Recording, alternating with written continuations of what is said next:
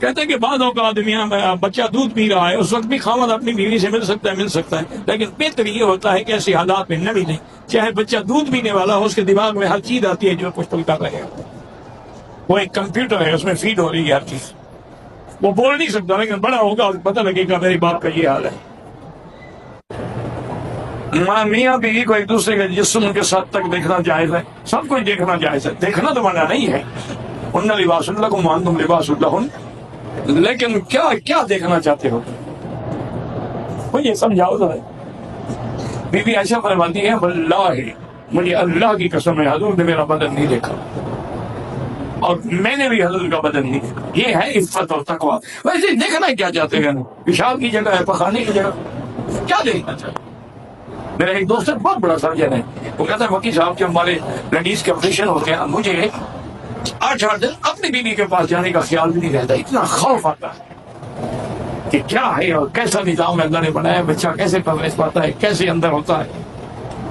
وہ سسٹم دیکھ کر وہ کہتا ہے ڈر لگتا ہے دل میں، اپنی بیوی کا خیال بھی بھول جاتا ہوں۔ تم دیکھنا چاہتے ہو، یہ بڑی پیاری چیز ہے، دیکھ لو۔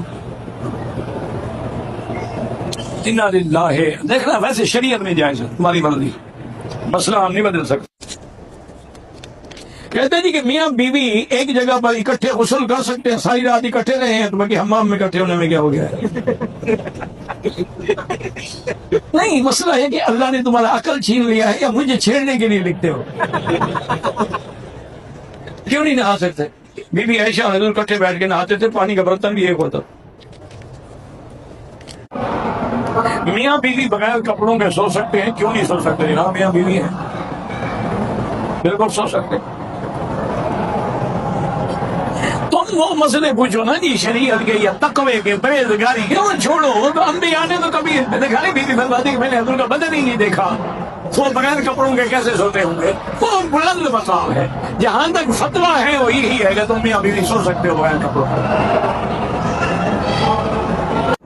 اگر کوئی آدمی سارے کپڑے اتار دے میاں بیوی، کوئی آدمی میاں بیوی سارے اتارے جائے، آدھے اتارے، خودکشی کرنے والے کے لیے دعا کر سکتے ہیں، کر سکتے ہیں۔ وہ کافر تو نہیں ہے، گناہگار ہیں۔